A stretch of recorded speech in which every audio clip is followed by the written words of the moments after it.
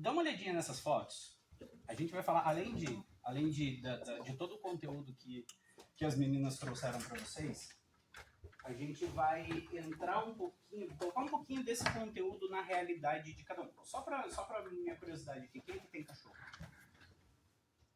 Bom, legal. Quem tem gato? Quem tem gato? Um pouco menos, beleza?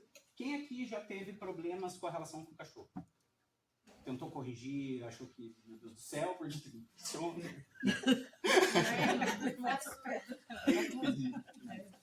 Beleza. Não precisa falar, tá? Dá uma olhada nessas fotos e veja o que vocês sentem quando vocês veem essas fofurinhas. É bonitinho, mas confortável. Em alguns casos, não são todos. Isso é bem legal. Olha quantos. Tem alguns aqui que estão concentrados, alguns que estão desesperados. Alguns, né? Você pode estar curtindo. E esse tipo de imagem é o tipo de imagem mais curtida, porque agrada os bebês, né? Mas será que todos os cachorros estão se sentindo bem aí? Né? E como que é... Aí o mais importante, porque esse é o papo do adestrador, né? Ah, o cachorro está confortável, está desconfortável, sinal do olho, sinal do focinho, sinal do não sei o quê, beleza. Mas como que isso cresce na relação que tem um humano envolvido? Né? Como que um humano contribui tanto para que um cachorro fique no desconforto, mas fique parado? E o cachorro fica sofrendo ali, ele não consegue sair do lugar porque o humano mandou. E como que isso se desenrola? Vamos dar uma fuçada. Nesse assunto. Então, vamos fuçar esse assunto para falar do que é, né, a nossa proposta aqui com vocês formalmente, que é o Bicho Gente, Humanos e Cães. Né? Então, é falar de algo, de uma relação entre humanos e não humanos. Né? Aqui, quem que eu sou, né? Aqueles que não me conhecem, sou Irene Prestes, sou psicóloga, psicanalista, professora aqui na Universidade de Tuiuti, sou antropóloga, né? E curiosa nessa relação, estudo essa relação humanos e cães há algum tempo, e quero compartilhar um pouquinho isso com vocês. Né? E quando a gente pensa nessa relação, numa perspectiva da ciência, o que eu gostaria de trazer para vocês são alguns apontamentos de 3 áreas do conhecimento. Né?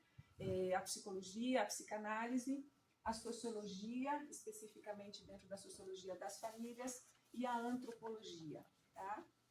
Então, para pensar um pouco isso, vocês devem ter ouvido falar nos processos de humanização. Ouviram falar de humanização? Eu acho que a gente... É algo que está reverberando bastante esse assunto, seja humanização nas relações com os gatos, com os cachorros, com os pets, de uma forma geral. Né? Quando a gente fala de humanização, do ponto de vista científico, nós vamos falar do antropomorfismo. Tá? E o que é o antropomorfismo? Nada mais é do que atribuir qualidades que são humanas, né, a seres não humanos. Né? Nós fazemos isso há muito tempo, nas diversas relações que estabelecemos com os animais. Né? Estabelecemos esse tipo de relação antropomórfica não só com os animais, mas com objetos e divindades. Né? Quando a gente está falando, né, da humanização que aparece no processo da antropomorfização, também é importante na antropologia nós pensarmos o próprio homem, né? Como que ele, no seu processo de humanização, a sua humanidade aconteceu ao longo da história. Então, o que a gente sabe é que também a humanidade, o conceito de humanidade, ele se alterou, ele se modificou ao longo da história e vem se modificando, né?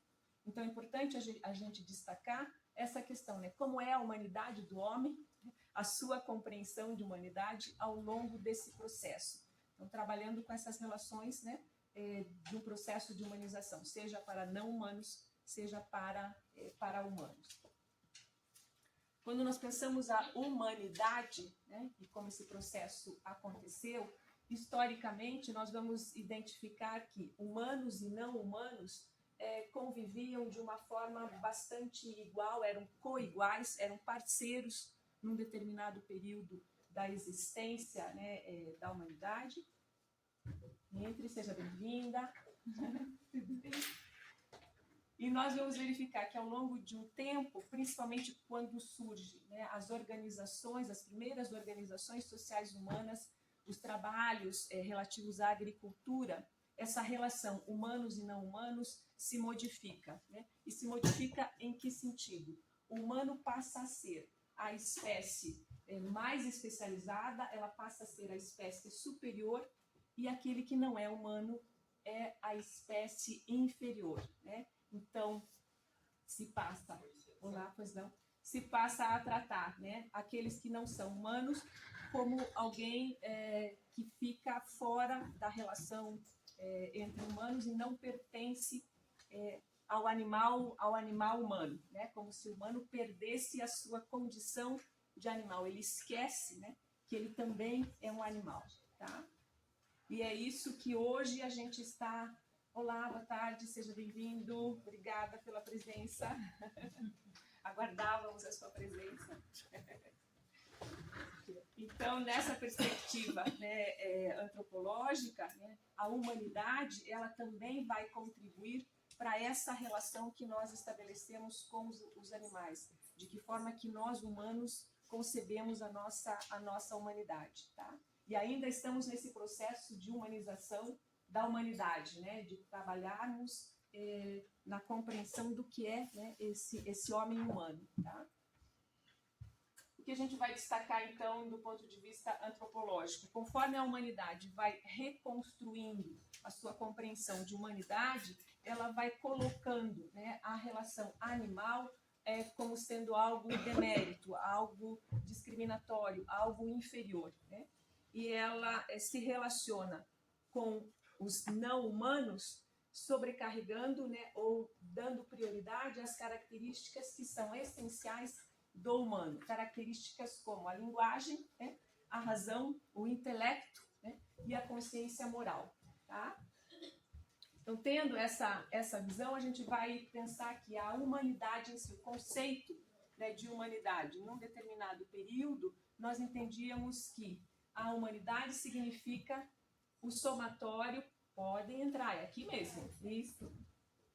A humanidade ela é o somatório dos seres humanos. E ao longo do tempo se verificou que, né, pois não entrando. Olha, tem outras mesas, talvez menos ocupadas aqui do lado, que vocês ficam mais à vontade, se distribuam ali, tá? Então, voltando ao significado da palavra humanidade, né, que acho que é importante a gente destacar. Então, ela deixa de significar o somatório dos seres humanos, né, membros de uma espécie animal, né, Homo sapiens, e torna-se uma condição do humano do ser radicalmente oposta à condição da animalidade. Né? É como se a gente perdesse essa condição de ser animal. Né? Esquecemos esse lugar que nós temos. Tá? Então, voltando à questão do antropomorfismo, a gente vai entender que dentro dessa perspectiva antropológica de compreensão do antropomorfismo não existe um consenso. Né? Os pesquisadores, os estudiosos têm divergências com relação a isso. De que forma, né, o antropomorfismo ele impacta no relacionamento humano com as outras espécies, né? De que forma ele interfere no desenvolvimento de um comportamento, de problemas do comportamento. Né? Então, há discordâncias com relação a isso. Tá? Então, não é algo definido. Pode entrar aqui mesmo. Não há algo definido com relação ao que é, né, e de que forma o antropomorfismo interfere negativamente, né, a essa relação humanos e não humanos. Algumas questões que a gente levanta como sendo importantes nessas dimensões para pensar o antropomorfismo. Primeiro, assim, é quando se toma o animal como uma eterna criança, né? Dar nomes humanos aos animais, né? A gente faz isso, comemorar aniversários, né? Fernando falava das roupas, das imagens, né? Que a gente utiliza com os humanos, com os animais, usando roupas, sapatos, né? Acessórios humanos, tá? Então isso é uma dimensão do antropomorfismo. Tomar o pet no lugar de filho, né? Numa relação pais e filhos, tios, avós, né? Então essa família extensa que se organiza junto com o pet, integrando esse pet à família humana, né? Entender ou tomar a linguagem humana como uma condição do animal, tá? Como se ele fosse dotado da linguagem humana. Um outro ponto que acho bem importante é reconhecer, principalmente nos cães, características que os fazem sujeitos e tão sujeitos quanto os humanos, né? Então, uma equivalência aí. E a gente verifica isso em diversos aspectos. Nos procedimentos veterinários cada vez mais sofisticados, cada vez mais caros, televisão de pets, canal de TV de pet, eu descobri que isso existe há pouco tempo, não sabia que isso existia. O Fernando disse que tem, né? E como isso é feito, né? Um outro aspecto muito importante para nós diz respeito assim, a contar com o pet, né?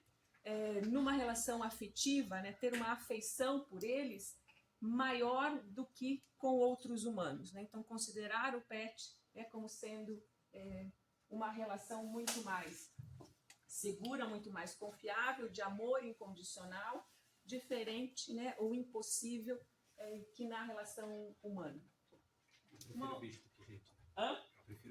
Eu prefiro bicho do que gente. Essa é a máxima, né? Tomar nos animais sentimentos, né? Ou valores, supor neles, por exemplo, né, o sentimento, a atribuição da culpa, né? Então você repreende o animal quando ele é surpreendido fazendo alguma coisa que não devia e se entende que sim, ele sabe que ele é culpado porque ele está fazendo. Não fez de propósito. Fez de propósito. Fer vai poder falar um pouco mais disso, né? Mas então é atribuir, né, essa condição humana na relação com o animal, tá? Então, isso são alguns dos exemplos de dimensões antropomórficas nessa relação humanos e animais.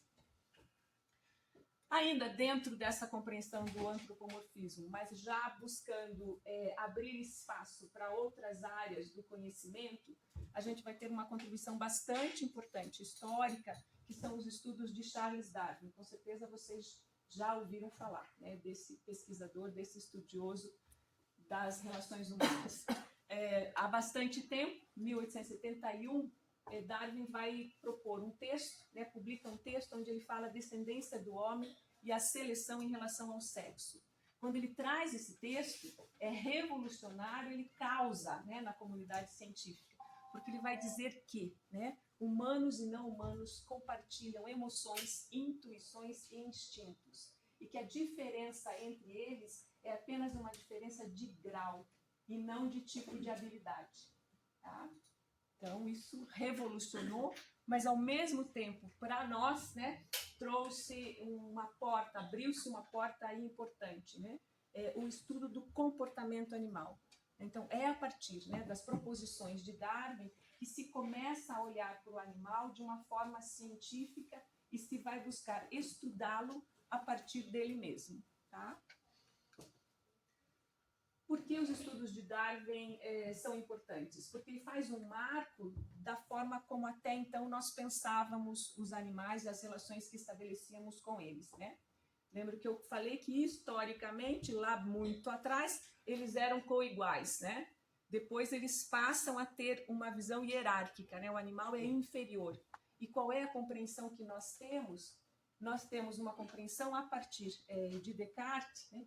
Que vai dizer que os animais não humanos são seres autômatos, né? Então são seres que são governados por atividades reflexas, eles são desprovidos de qualquer estado mental, de alma, né? Não são seres viventes, não são seres agentes, tá?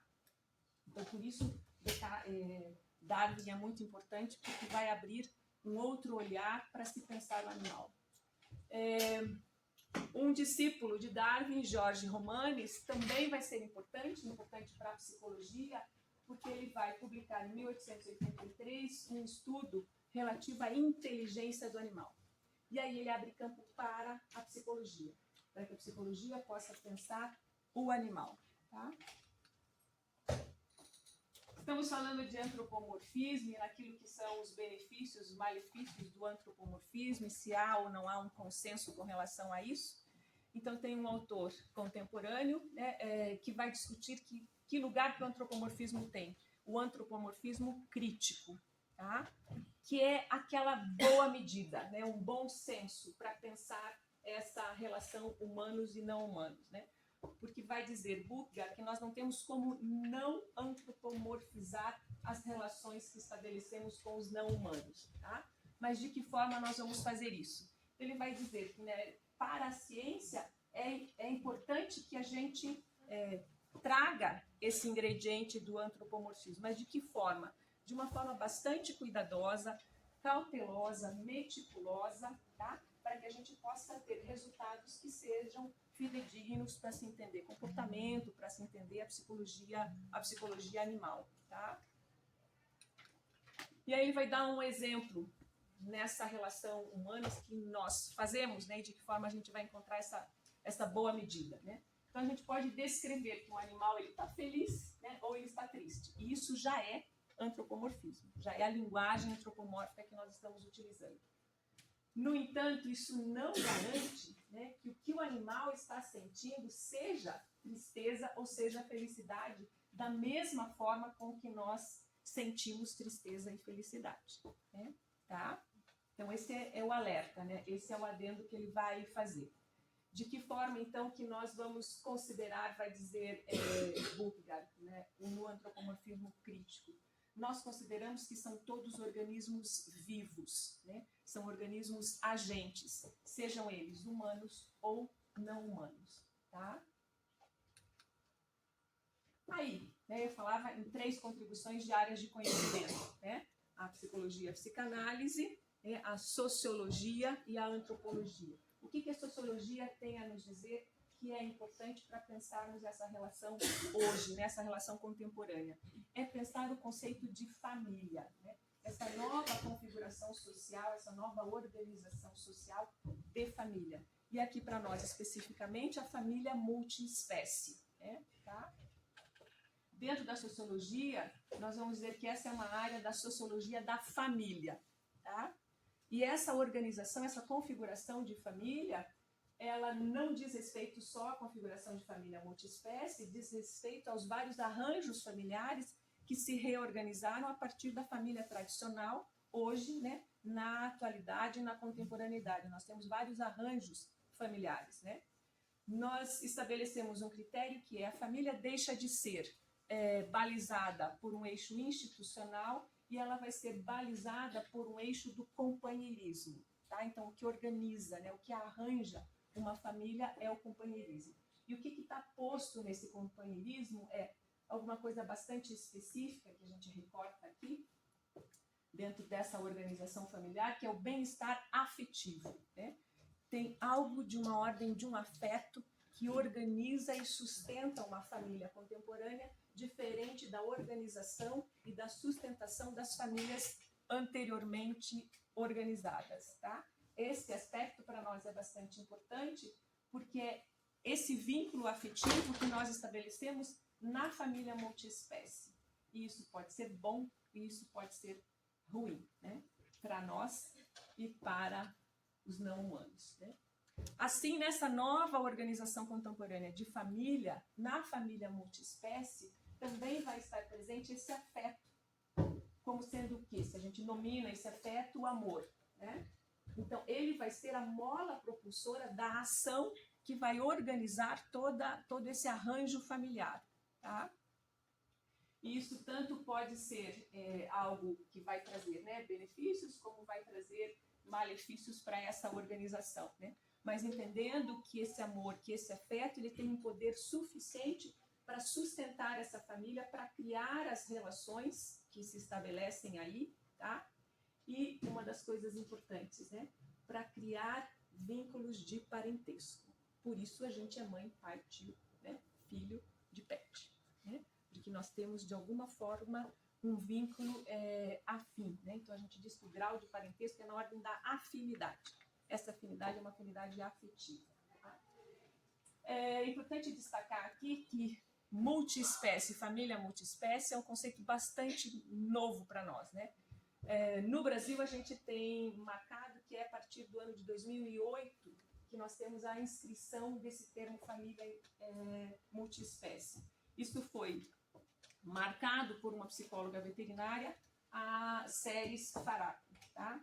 Importante, porque aí no Brasil a gente passa a pensar sobre isso, né? Antes disso, nada acontecia.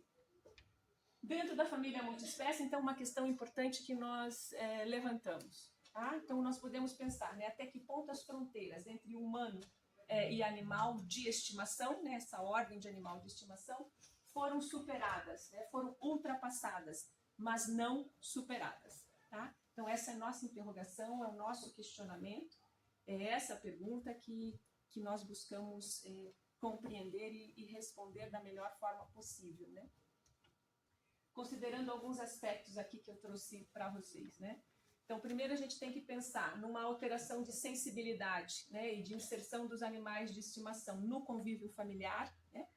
Isso se modificou, isso se alterou, cada vez mais eles são muito mais íntimos, né, nas nossas relações familiares, e o quanto a partir desta intimidade conflitos acontecem, né? Em todas as famílias, conflitos sempre aconteceram, não vão deixar de acontecer na família multiespécie, tá? Então, isso é um aspecto importante para a gente destacar. Um outro ponto é observar que os animais de estimação, eles são alvo, ou podem ser alvo, das identificações projetivas humanas. E aí, isso é um prato cheio para nós, né? Para nós que somos psi, né? Então, é aí que a gente entra em cheio. E aí vem as contribuições, seja da psicologia, seja da psicanálise, e eu queria apontar para vocês, tá? As relações humanos e animais de estimação, partindo, então, dessa perspectiva da psicologia e da psicanálise, que é uma área que vem crescendo e vem buscando fazer estudos, né? A gente verifica o direito, estudando muito sobre isso, a medicina veterinária, mergulhada na família multiespécie, buscando responder a esses questionamentos. Eu trago uma contribuição importante, que é a contribuição da psicanálise em Sigmund Freud. Freud vai dizer o seguinte, né? Ele vai falar de uma questão da ordem do narcisismo, né? Daquilo que nos remete a uma ordem de amor ilusório, né? Baseado na projeção de disposição que nós gostaríamos de encontrar no outro, né? Como fidelidade, autonomia, né? E não encontramos. Ou seja, atribuímos esses predicados ao animal, né? Ao animal de estimação, né? Mesmo, né, a gente sabendo que aquilo, né, ele não vai responder, né? Então isso é da ordem dessa projeção, né? Tá? E a gente insiste, né? A gente insiste. Quero destacar uma contribuição importante aqui, quando a gente fala de relação, Bowlby, na teoria do apego, tá? Bowlby é bastante claro quando ele fala o que é apego, é uma ordem de vínculo que nós estabelecemos, né? Isso está posto nas nossas relações. E estabelecemos esses vínculos para quê? E também nos mobilizamos para esse vínculo, né? Porque ele nos traz, em alguma medida, segurança, confiança, ele nos faz um continente, né? Essa relação de apego. E aí Bowlby vai alertar, né? Os animais podem atuar nesta relação como amortecedores do estresse, fornecendo um calmante aos cuidadores, tá? Pensem um pouco sobre isso. Trago uma outra contribuição bastante importante e significativa, que é de Donald Winnicott. Winnicott foi um psicanalista infantil que trouxe conceitos novos à psicanálise infantil. E ele traz o conceito de ambiente, né? O ambiente é onde acontecem essas relações, onde se encontram, né, todos os animais, humanos e não humanos. Nesse ambiente, o Winnicott vai dizer o quê? Esse ambiente ele é um promotor de saúde, ele é um facilitador do processo de desenvolvimento emocional, né? Todos os seres nascem com um potencial para o desenvolvimento.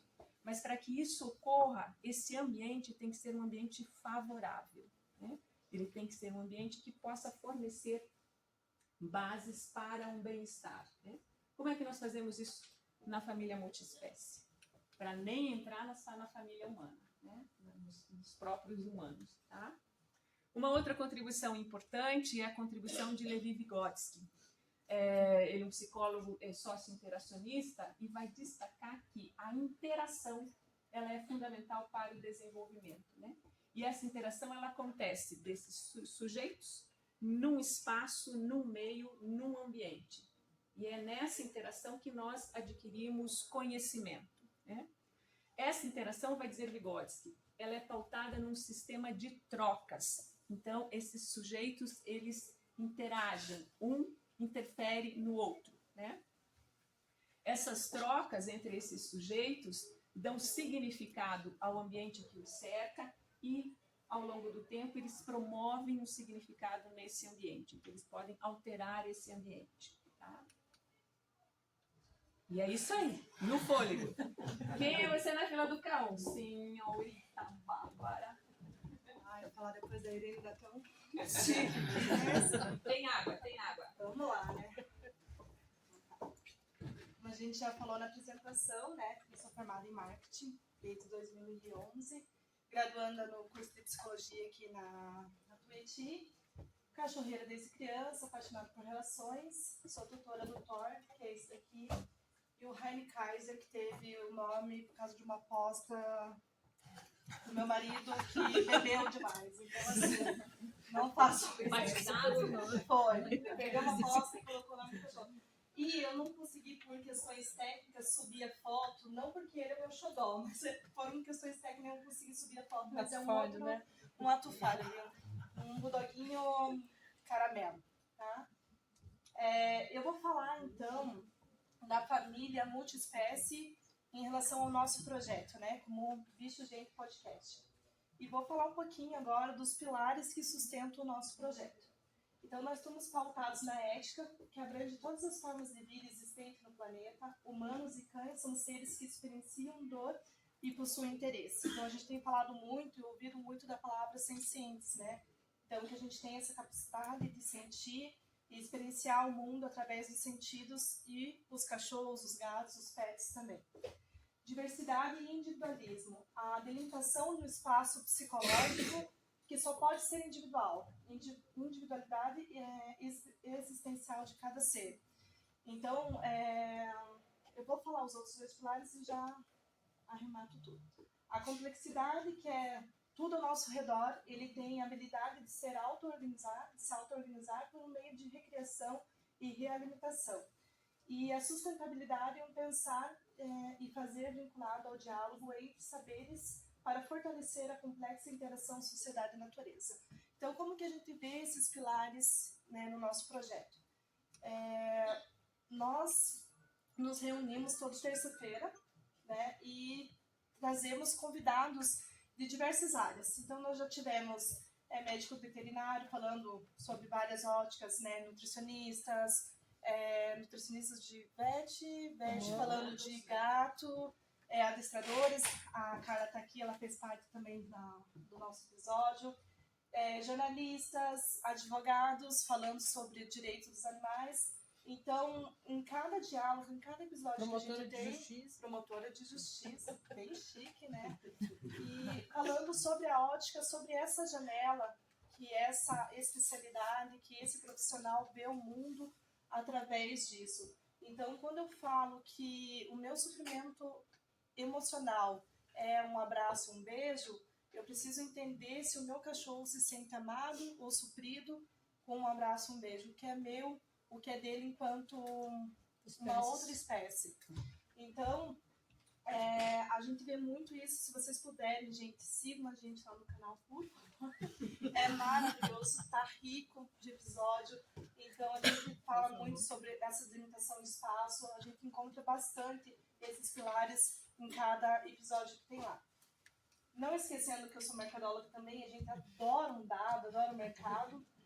Esse dado aqui é da Vimpest e são dados muito recentes. Então, são dados de 2021 e 2022, porque 2023 ainda está acontecendo.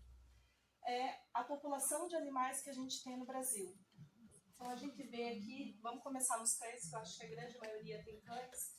Em 2021, a gente tinha um total de 65,5 milhões de cachorros no Brasil. E esses dados não englobam os cachorros de rua ou cão comunitários, né? Em 2022, a gente já teve um aumento de 67,8 milhões de cachorros no Brasil. Tem uma estimativa que 70% dos lares tenha algum cachorro ou alguém conheça alguém que tenha cachorro. Os gatos também, em 2023, tinham um total de 31,6 milhões, em 2026 já teve esse aumento, tanto que no acumulado a gente vê que os gatos, né, se destacaram nessa porcentagem aqui. As aves, meu Deus, que a gente nem imaginava que tem, gente, 40 milhões,7. Então alguém tem uma cacatua, tem um passarinho, eles estão lá, né? Papagaio, entre outros animais como os peixes e outros que entram, coelhos e por aí vai. Então a gente sabe que o Brasil, ele não ocupa o ranking em muitas coisas, né? Quando a gente fala assim de pódio, o Brasil fica atrás em muitas estatísticas, mas aqui nós somos terceiro lugar no mundo, né? Lembrando que a ONU, se eu não me engano, ela intitula 193, 195 países, e uma lista da CIA vai dizer que nós somos 197. Então, de 197 países, o Brasil está em terceiro lugar, e perder só para a China e para os Estados Unidos, que são duas grandes potências mundiais e econômicas. Então, assim, é um dado muito importante. Então, o nosso país está super aquecido, isso é muito emergente. E é emergente por quê? Porque, deixa eu ver se está no outro dado aqui. Aqui está falando da colocação, né? Que o Brasil está em terceiro lugar, perde para a China e para os Estados Unidos, fica na frente do Japão, da França, Canadá, Itália, Rússia. E por que eu falo que é emergente? Porque até 2016, 7 anos atrás, o Brasil não se encontrava nem na 10ª colocação. Então, é um assunto, né, muito emergente, que a gente precisa falar sobre isso. Porque se os animais estão vindo para as casas, estão sendo parte dessa família multiespécie, vai ter assunto, vai ter coisas para a gente trabalhar. Um outro dado que eu trouxe recente, que é dentro desse contexto da pandemia, foi o número de abandonos de animais que aumentaram em 60%. De acordo com a Rosângela, que é gerente de projetos da Amparo Animal, que é uma ONG que tem, ela mostrou um índice de abandono de recolhimento de animais aumentou em média de 61%. Entre julho, né, então foi o primeiro semestre de 2020, já no início da pandemia, até o terceiro trimestre de 2021, ainda em pandemia. Então, assim, a gente não tem dados de pesquisas que comprovem esse número, tá certo? Porque o abandono, ele acontece ali na surdina, né? Você não quer que saiba que você está abandonando o animal. Então, assim, como que acontece isso? As ONGs, as protetoras, elas percebem um número de resgates, de abandono, então elas têm essa perspicaz sobre como tem sido o índice de abandono. Mas os Estados Unidos, estudos americanos mostram que as principais causas para o abandono de pets são, em 47%, os problemas comportamentais. Eu acho que a Val vai trazer na fala dela um exemplo bem importante disso, que vai dar para compreender melhor, e mudanças de espaço na rotina. E, por outro lado, vem dizer uma pesquisa que a adoção de animais aumentou em 400% na pandemia. Então, parece ser muito contraditório, mas se a gente pensar que se alguém abandonou, alguém também adotou. Né? Então, o período é quase parecido, é o primeiro trimestre ali de 2020 até 2021.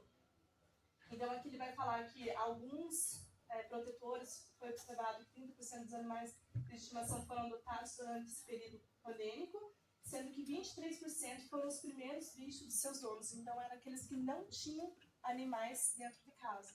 Então, em 2021, a gente pode voltar naquele dado lá, da quantidade que tinha, para 2022, o quanto isso já aumentou. Na fila do cão, Valquíria. Quem sou eu na fila do cão, né? Como eu já falei, eu sou médica veterinária, né? E estudante de psicologia agora. E achei muito interessante, né? Que o quanto a gente está falando hoje em dia sobre a relação. O nosso foco aqui é essa relação, né? E a Irene trouxe o autor que é o Winnicott, né? Eu conheci o Winnicott agora, né? Dentro do estudo da psicologia. E o Winnicott fala muito da mãe ambiente, né? E da importância da mãe para o desenvolvimento da criança, né? E daí eu vou falar aqui do tutor ambiente, né? A responsabilidade do tutor para o desenvolvimento, né, desse pet dentro desse ambiente, né? E o médico veterinário, ele é o primeiro que entra em contato com esse animal que está chegando para esse tutor, né? Tanto faz se é uma adoção, tanto faz se é um animalzinho que foi adquirido. Geralmente, o primeiro profissional que essa pessoa leva esse animalzinho é o médico veterinário, né? Então, o médico veterinário tem que, hoje em dia, ter um olhar mais amplo e sistêmico para essa relação, para esse ambiente que é muito importante, né?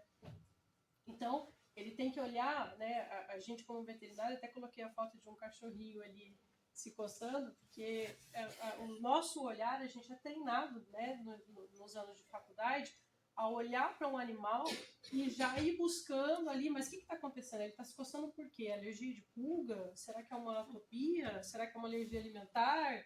E a gente fica com o olho focado nessa descoberta da patologia, né? E no tratamento da patologia e acaba esquecendo que esse animal está inserido dentro de um ambiente e ele tem uma relação com os seus tutores. Então, a medicina veterinária vai ter que ampliar o seu olhar para ter um olhar focado nessa relação também, né? Senão o médico veterinário não vai conseguir fazer uma medicina veterinária eficaz, porque ele não consegue só prescrever o medicamento, leva para casa e se vira. Depois me volta aqui com o resultado, né? Não é bem assim que a coisa funciona, né? Então eu quero falar muito hoje sobre essa relação e a importância do papel social do médico veterinário. Exatamente para evitar os dados que a Bá acabou de trazer aqui para a gente, que é um abandono de 60%, aumento de 60% né, desses animais que são abandonados, né? Então eu trago aqui uma fala da Márcia Jericó, de 2015, do Tratado de Medicina Interna de Cães e Gatos, que ela diz o seguinte: além de ser uma demanda social, um compromisso ético, uma exigência legal, o estudo e a aproximação adequada da ciência de bem-estar animal exige dos clínicos veterinários um espírito interdisciplinar, em que diferentes conceitos e perspectivas são necessários para a identificação e compreensão dos principais problemas de bem-estar em pequenas espécies. Então, tá tudo bem se o médico veterinário não souber de comportamento, porque a gente não sabe e a gente não é treinado na faculdade para entender de comportamento. E tá tudo bem se você puder indicar um profissional que entenda de comportamento. Tá aí o Fer, né, para falar que eu sempre chamava, socorria quando eu via que a coisa era complicada, eu não ia dar conta. Olha, isso aqui é um caso pro Fernando. E tá tudo bem, o teu cliente, né, vai achar legal você indicar, você tá preocupada com a relação dele com o animal, né? Tá aqui mais uma profissional que eu não conhecia de adestramento, ela é domadora de felinos, na verdade. E tá tudo bem, gente, se, né, você tiver que indicar esse animalzinho, né, quando ele estiver ali, porque às vezes quando a gente adota o animalzinho, tá tudo mil maravilhas no começo, né? O doutor tá cheio de expectativas. E aí, quando começam os primeiros problemas de comportamento, nem sempre a gente consegue resolver, porque às vezes precisa ir um profissional lá dentro desse ambiente e avaliar o que tem ali, né, o que está acontecendo, né? Então, o médico veterinário ele precisa desenvolver esse outro olhar, um olhar não só focado na patologia, mas também de um animal que está inserido dentro de um ambiente, né? Por quê? Porque ele vai ter que lidar com as expectativas desse tutor. Porque quando esse tutor chega com o animalzinho, principalmente quando é um filhotinho, ele chega cheio de expectativas, né? Não, é muito comum isso acontecer, né? E aí quando começam os primeiros problemas de comportamento dessa relação, ele começa a ter, né, o animalzinho que ele não consegue fazer cocô e xixi no lugar certo, começa a roer as coisas dentro de casa. Quando começa a ter esses primeiros problemas na relação, o médico veterinário às vezes é o primeiro que é solicitado, né, para tentar ajudar. E aí, já pensando nisso, né, eu trouxe um dado aqui da Gazeta do Povo, que fez uma reportagem, essa reportagem é recente, de 2018, falando da preocupação com o abandono dos Border Collies em Curitiba, né? Que tinha aumentado muito. Por quê? Porque é uma raça que estava bombando, hoje já nem é tanto, né, Fer? Mas é uma... Descobriram que dá trabalho. Exato, exato, a reportagem fala exatamente disso. Que é uma raça que estava bombando, que é conhecida como inteligente, super inteligente, mas que é uma raça que demanda muita disponibilidade desse tutor. Às vezes ele não tem disponibilidade financeira de deixar esse animal numa creche, de poder fazer alguma coisa com esse animal para ele não ficar em casa, uma disponibilidade de tempo, né? E eu já aprendi muito com os nossos especialistas em comportamento aqui, que não dá para você categorizar raça. E esse é um pilar que a gente traz, né, do Bicho Gente, que é a individualização. E cada um tem a sua individualidade. Então não dá para dizer que só que é porque é Border Collie. Não, mas a gente sabe que é uma raça que, né, dos cães de pastoreio, que tem um comportamento e uma personalidade que vão diferir, por exemplo, de um Yorkshire, né? E às vezes o tutor, com essa expectativa de ter um animal super inteligente, que ele vai fazer truques e tal e não sei o quê, né?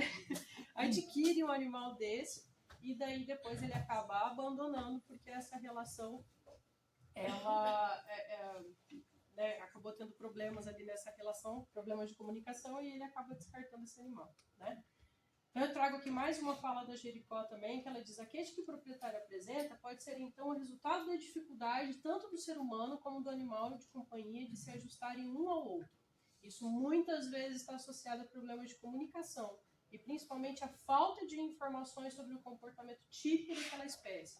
Então, às vezes, características típicas, né, da espécie, como eu falei, por exemplo, do Border Collie, que até, Fer, depois você complementa na reportagem da Gazeta do Povo, um especialista em comportamento lá estava dizendo que ele precisava em torno de 9 quilômetros por dia para se gastar, né? Ou então 20 minutos, ele fala lá também, 20 minutos de atividades cognitivas bem intensas, assim, né?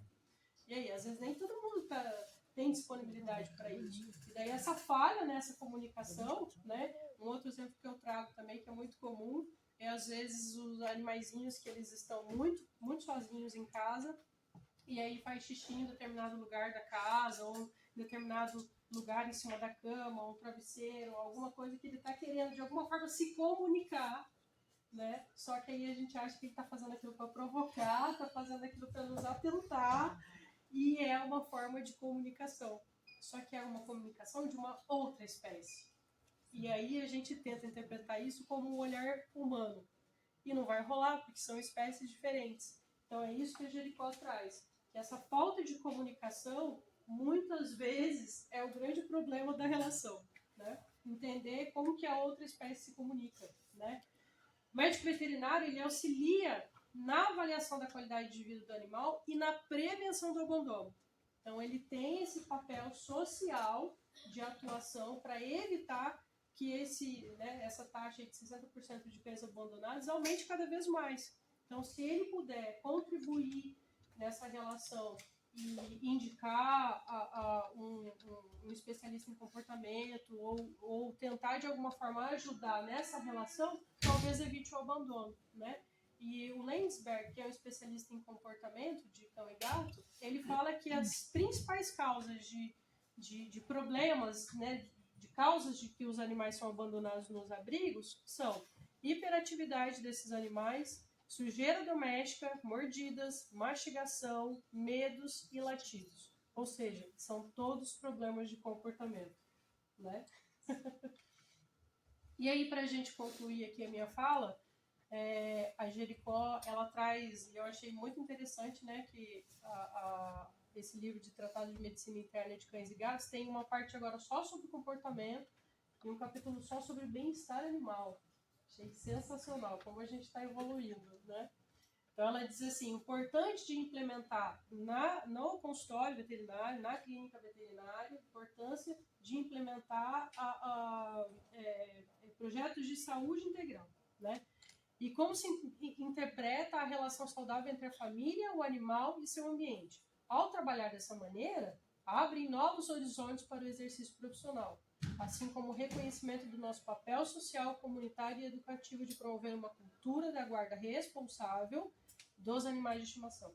Então, o médico veterinário tem esse papel orientativo, social, de ajudar nessa relação para que o animal não seja abandonado e, principalmente, auxiliar esse tutor nas expectativas dele também do que ele espera de uma outra espécie, né? Porque é uma outra espécie. Né? Vamos lá, tio Fer.